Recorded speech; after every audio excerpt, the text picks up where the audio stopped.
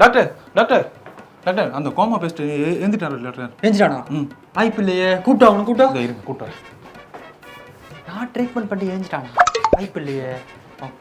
Doctor தோ எப்போ எழுந்தாரு? இப்போ தான் டாக்டர் காலையிலேருந்து. நீங்கள் அந்த பக்கமா? தம்பி இந்த பக்கம் வாப்பா.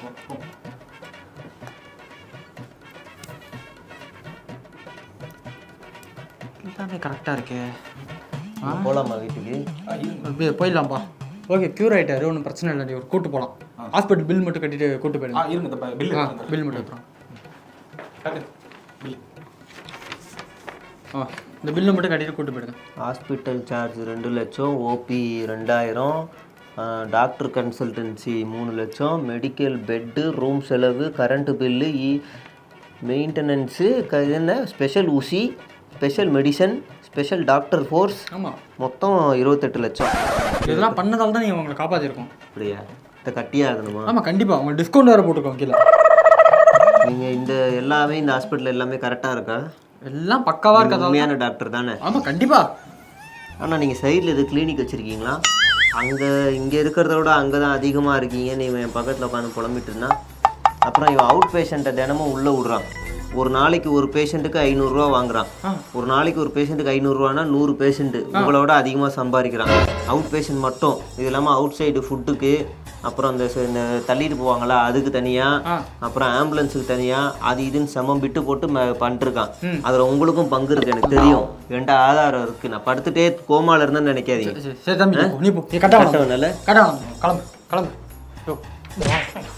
கோமாலேருந்து எஞ்சி நம்மள இவ்வளோ கேள்வி கேட்குறானே.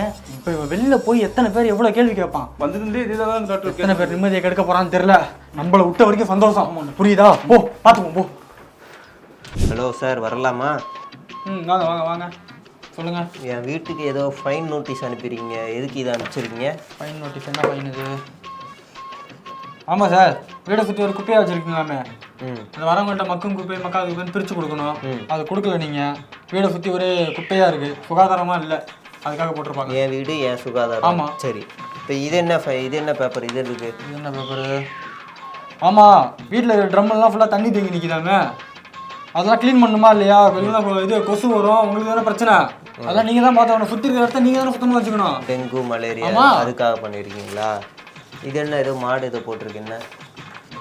மாடு வீட்டில் மாடு வளர்க்குறீங்களாப்பா? ஆமாம். மாடு வளர்த்தா கட்டி வைக்கணுமா இல்லையா? ஆமாம். துருவத்தில் கட்டி வச்சு அதுக்கான இதெல்லாம் பார்க்கணும். ரோட்ல ஆலைய விடுவீங்க? தப்பு தான். ரோட்ல ஆலைய விட்டா வண்டி ஆக்சிடென்ட் நடக்குது, மாடு படுத்து கிடக்கு, திடீர்னு ஏஞ்சி ஓடுது. அதெல்லாம் பார்க்கணும்ப்பா. இதெல்லாம் நாங்கள் பண்ண தப்புன்னு எங்களுக்கு ஃபைன் போட்டு. ஆமாம், ஃபைன் இது கட்டிடுங்க உடனே. இப்போ நீங்கள் பண்ண தப்புக்கு இதுக்கு ஒரு ஃபைனு. நான் தெருமுக்கில் மழை பெஞ்சு ஒரு வாரமாக தண்ணி நிற்கிது. அதுலேயும் கொசு உருவாகி டெங்கு மலேரியா குட்டி தவளைலாம் அப்படியே மிதக்குது. இதுக்கு இது உங்களுக்கு ஃபைன். இது அப்புறம் இது எலெக்ஷனுக்கு முன்னாடி பலன்னு ரோடு போட்டிங்க. நாங்கள் அதை சூப்பராக இருந்துச்சு. ஒரு மாதம் நல்லா போனோம். அப்புறம் பார்த்தா இபி ஒயர் கட் ஆயிருச்சுன்னு ஒரு சென்டராக ஒரு நோண்டு நோண்டிங்க.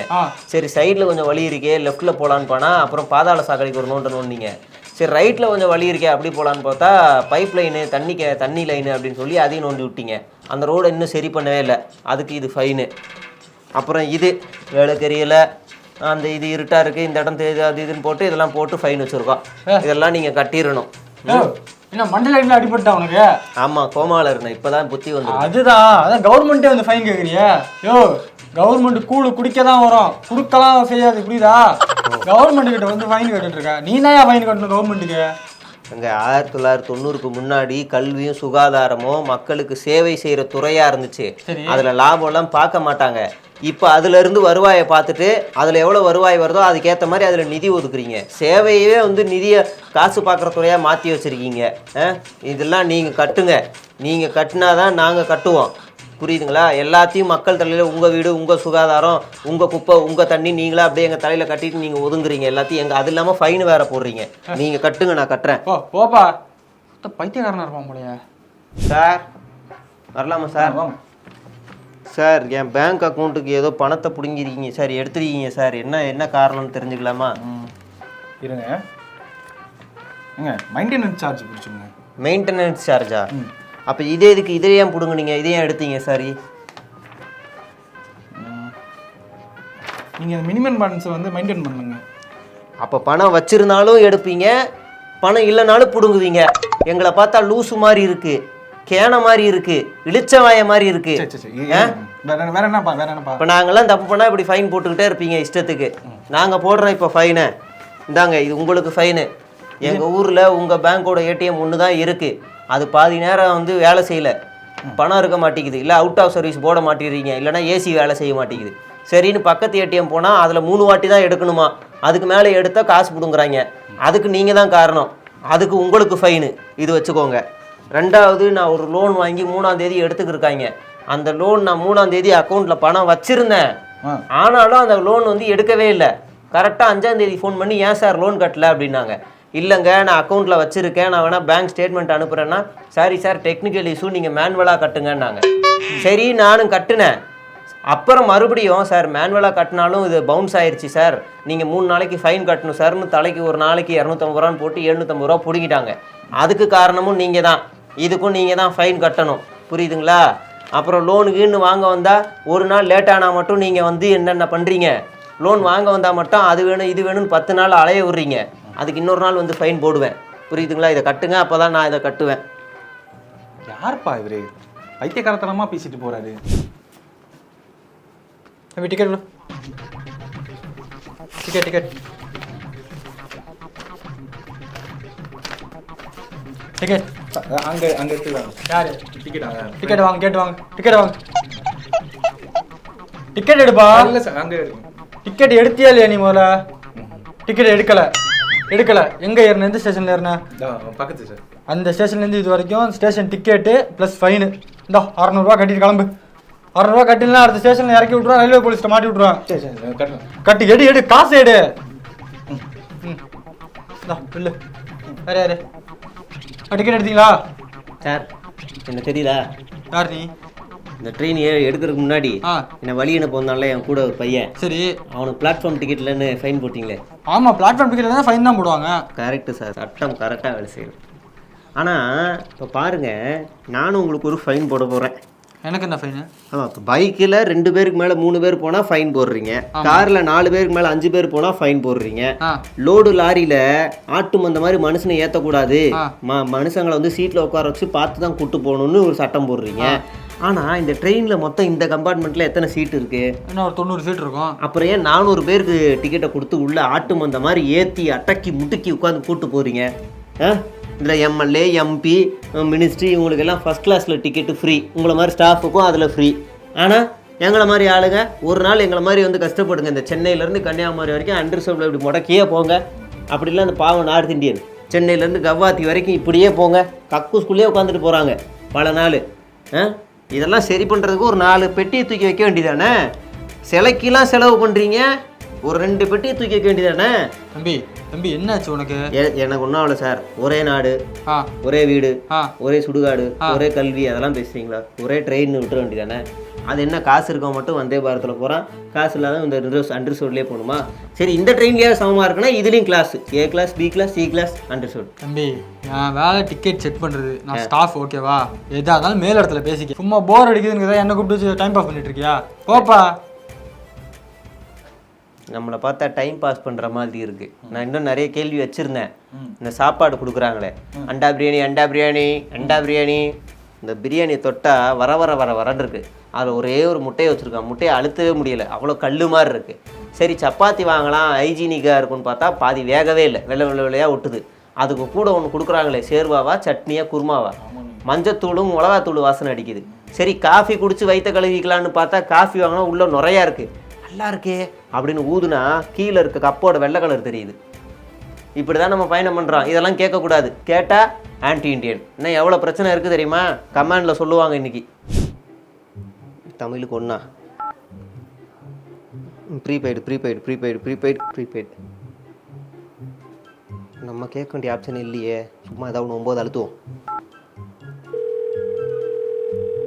ஹலோ சார், வணக்கம் சார். சார் வணக்கம் சார்.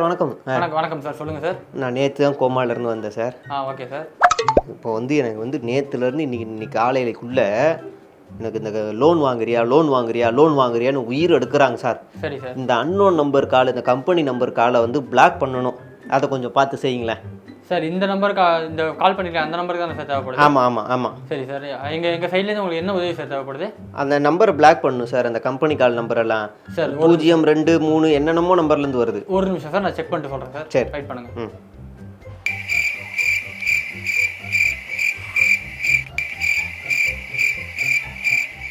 Hello sir. இருக்கு சார். தாமதத்துக்கு மன்னிக்கிறோம் சார். பரவாயில்ல, இருக்கட்டும், பிரச்சனை. சார் உங்கள் நம்பருக்கு அந்த கால் பிளாக் பண்ணிட்டோம் சார். அப்படியே சார்? ஆமாம் சார். அப்போ இனிமேல் கால் வராதுங்களா? அது எங்களால் சொல்ல முடியாது சார். சொல்ல முடியாதா? ஆமாம் சார். சார் பிளாக் பண்ணுங்க சார், அந்த நம்பர் எனக்கு ரொம்ப டிஸ்டர்பன்ஸாக இருக்கு. இல்லை, பிளாக் பண்ணியாச்சு சார். அப்போ வராதுல்ல? அது தெரியாது சார். என்ன அப்போ சரி, யார்கிட்ட பேசினா அந்த நம்பர் பிளாக் ஆகும்? ஒரு நிமிஷம் சார், செக் பண்ணிட்டு சொல்கிறேன் சார்.